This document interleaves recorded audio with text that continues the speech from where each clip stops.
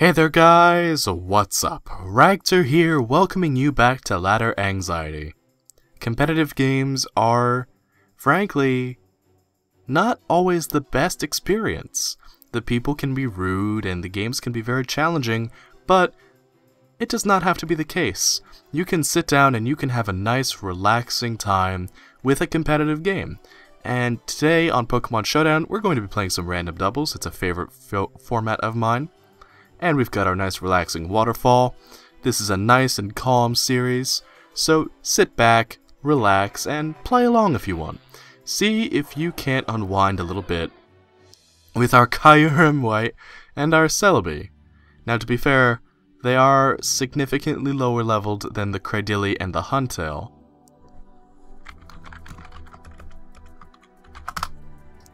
So we'll have to see how this goes. I've also got a Spinda, a Rayquaza, a Leavanny, and a Frostlass. So against these, let's start off by going for a Dragon Pulse onto the Huntail just to try and get it out of the way. And let's double up into it with a Psychic, because I'm expecting some shenanigans from the Cradily. Maybe some Protect or some Toxic Stall, setting up some spikes perhaps. Celebi's Psychic is going to go off, and Kyurem White is going to be able to pick up the KO with its Dragon Pulse.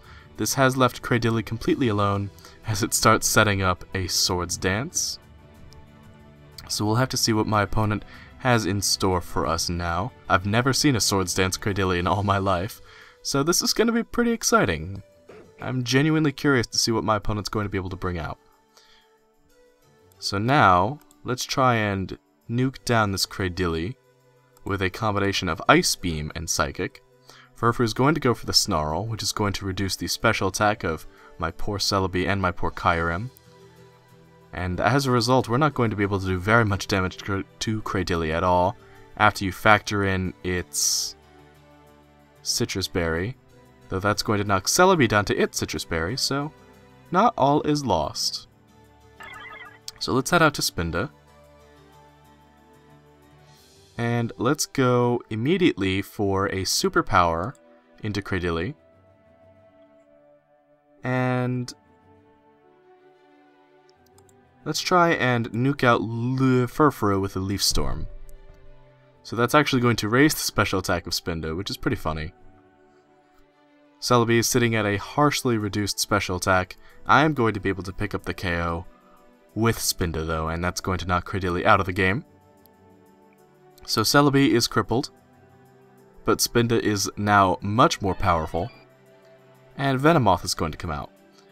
So seeing Venomoth, I feel pretty safe in switching out of Celebi into Frostlass, and I think I can go for a return into the Venomoth before it can start setting up some powder nonsense. So it is in fact just going to go for a Sleep Powder onto Spinda. Unfortunately, that is going to put a big damper into my momentum, but I think we can still pull ahead. So now, let's actually go for the return into Furfrou, while Frostlass goes for the taunt onto Venomoth. Just to try and stop that from happening again, Venomoth is also prone to going for Quiver Dance and Baton Pass, so let's see if we can't shut that down before it begins. And if we can't, then that's just fine. The whole point of Ladder Anxiety is dealing with things you might not necessarily want to deal with. It can be very intimidating to play competitive games because you don't want to lose or you don't want to have things go poorly, but it's all part of the experience, it's all part of the fun. So I'm going to go for Protect onto Spinda, and now I'm going to try and take down Venomoth with a Shadow Ball. The Bug Buzz is going to pick up the KO onto poor Spinda. The Snarl is going to reduce Frostlass's special attack, but with a critical hit we are going to be able to knock Venomoth down pretty low. Now I think it's time to bring in Rayquaza. And Rayquaza is in fact our Mega Evolution. So let's go for the Dragon Claw into Furfrou, and a Shadow Ball into Venomoth. And honestly, I think the sight of the Rayquaza might scare off my opponent. If they don't forfeit, I will have a tremendous amount of respect for them. A lot of players, when the VGC 2016 rules were announced, were very put off, not by the presence of Primal Kyogre or Primal Groudon, but by the presence of Mega Rayquaza.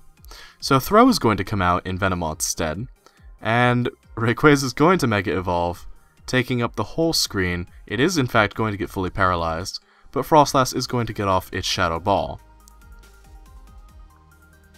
That Furfrou is incredibly quick.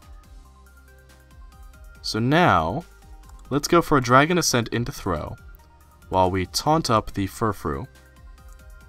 The Snarl is going to come out from Furfrou onto Rayquaza, but that's fine, we aren't using special attacks. The Ice Punch is going to knock Rayquaza pretty low. The Taunt, oh, but Rayquaza is going to get fully paralyzed. A very unfortunate turn of events. Let us switch instead into Leavanny, and then switch out of Frostlass and into Celebi. And this is showing my hand a bit, but with Rayquaza fully paralyzed and with Frostlass sitting at so few special attack points, such reduced special attack I guess would be a better way of putting it. My opponent very much did not want Mega Rayquaza to stick around, doubling up into that slot. Let's go back into Frostlass. And now go for the Shadow Ball onto Throw and the Psychic onto Throw. The speed of that Furfrou is a definite concern. It has honestly been wrecking my team this whole time. But that's okay. We're getting some healthy competition here, and I'm having a lot of fun. Furfrou is going to get the return off onto Celebi, which is going to take it out, and Frostlass, being fully paralyzed, is not going to be able to do much of anything. With all of this in mind, I think my opponent might have taken this game, but we'll play it out to the end just to see how things go. So now let's go for the Dragon Claw into Furfrou. It is in fact going to faint, and at that I'm just going to forfeit, because I cannot win with just a Frostlass. We'll say GG, smile, and take our leave. We'll find a new opponent now.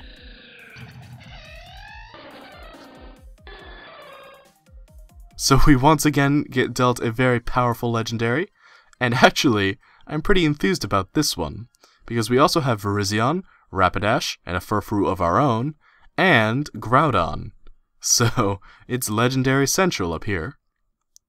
Now what I want to do is I want to go for the Trick Room with Slowking, and I'm going to switch out of Ho-Oh and into Groudon. So Salamence is going to come out, reduce our attack, but I'm going to get to go into Groudon, and I'm going to Primal Revert. Oh, but that that Air Slash is going to do a hefty amount of damage. So with our Trick Room up, I now feel pretty confident in going into Furfrou, just to start doing some devastating damage, and let's go for the Stone Edge into that Salamence slot. Furfrou's going to come out, Yanmega is going to go for the Protect, the Stone Edge is going to make contact with Salamence and knock it out of the park. Yanmega is getting faster and faster, but in a Trick Room scenario, that is certainly not for the best. Primal Groudon, being quite slow and quite bulky, naturally very well suited to the environment this produces. So I'm going to go for the Thunder Wave onto Yanmega. And now, because it went for the Protect this turn, I feel confident in going for the Fire Punch onto it with this turn. I'm going to be able to take Yanmega out. Beedrill is going to stay in and go for the Poison Jab, and it is actually going to pick up the Poison onto Groudon, but I'm going to be able to get the Thunder Wave off. So Beedrill very hurt now. And I think now, with Cobalion out here, well, I can definitely just go for my Precipice Blades, but I'm going to go for the Thunder Wave onto Cobalion just in case it survives. We do still have some more returns of Trick Room, and Groudon has certainly put a huge dent into my opponent's team. Beedrill is going to be paralyzed. My Precipice Blades is going to knock out both Pokemon. This leaves my opponent with 2 to my 6, but Primal Groudon is going to faint and take the Harsh Sunlight with it. So in turn, let us go back into Ho-Oh, because I believe Ho-Oh to be... Honestly, against Granbull and Marowak, this is not the worst setup. So let's go for the Thunder Wave onto Granbull. And let's see if we can't hide behind a substitute on Ho-Oh, just to scout out what my opponent might want to do. Granbull's Earthquake is going to damage Furfrou. They are trying very hard to get rid of Furfrou, but obviously Ho-Oh, being a flying type, not going to be affected. Marowak must have the Lightning Rod because it drew in my Thunder Wave, and with that my opponent is in fact going to forfeit. So, I think we can all safely say that Furfrou was the MVP of the entire day. First for my opponent, and then for me. When you play games like this, it's usually the Pokemon you don't expect that end up making it for you. Like Slowking setting up the Trick Room for Primal Groudon, and Furfrou getting Thunder Waves off that really hampered my Mega Rayquaza and my opponent's Beedrill and Yanmega combo. It was certainly a very interesting experience, that's to be sure. If you have enjoyed this episode of Ladder Anxiety, then please let me know with a like and a comment down below telling me how much fun you've had. And I hope I made your day just a little bit better, a little more calm, and I hope I've made Pokemon a little more accessible. Until next time guys, take care and have a good one. Thanks for watching, bye bye!